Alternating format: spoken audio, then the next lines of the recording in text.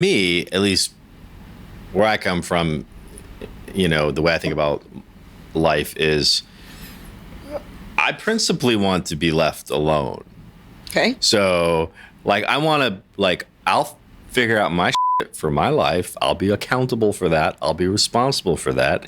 And, you will be rewarded for that. I don't, yes, but not directly from someone else's hand. I'll be rewarded because I'll do the work and I'll get what the work produces. Mm-hmm.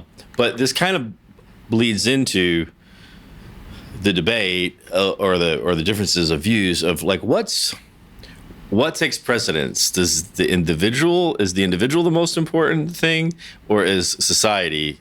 Does the individual exist for society, or does society exist for, which one are we putting in the forefront? Because this is a historical debate, right? Like in Greco-Roman times, they believed that the society was the main thing, and individuals played a part in society, and you had that kind of reward and punishment thing.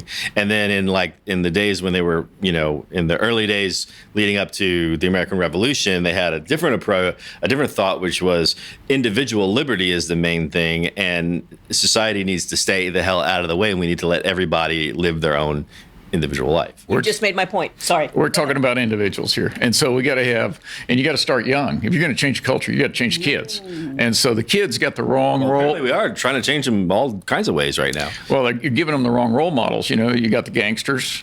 You got the people that are doing the wrong thing that are the role models. So we need to have more positive role models. That's the free market. Oh, here we're back again.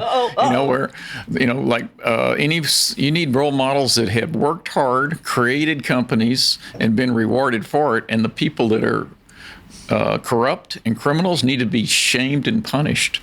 And then let the kids watch this. Dan, that's hate speech. Call it what you want. You can call me Ray. You can call me Jay. Punish criminals? Hate speech. But you're making my point for me. Yeah. So you're making my point exactly. Explain to me how I made your point. What you said was there are schools of thought that say the individual is the most important, and then there's schools of thought that society is more important. My point is exactly that. Whatever it is that you're working within, you then devise, because the question is, how do we govern?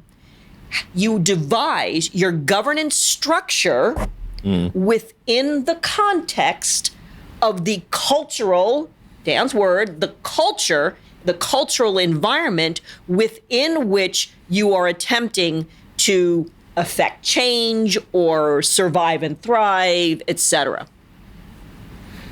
What I'm saying is what we need. So I guess when you were describing it before with the reward and everything, it changes based on what I'm envisioning kind of some sort of governing body that says, here's your reward, here's your punishment, here's your Oh, central planning. That doesn't work well. Central planning.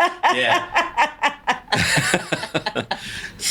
But really what you're saying is it just comes out of the natural results of it's not me saying, Delphina, you were a good girl, you contributed to society, here's your reward. It's coming sort of organically out of what you produce.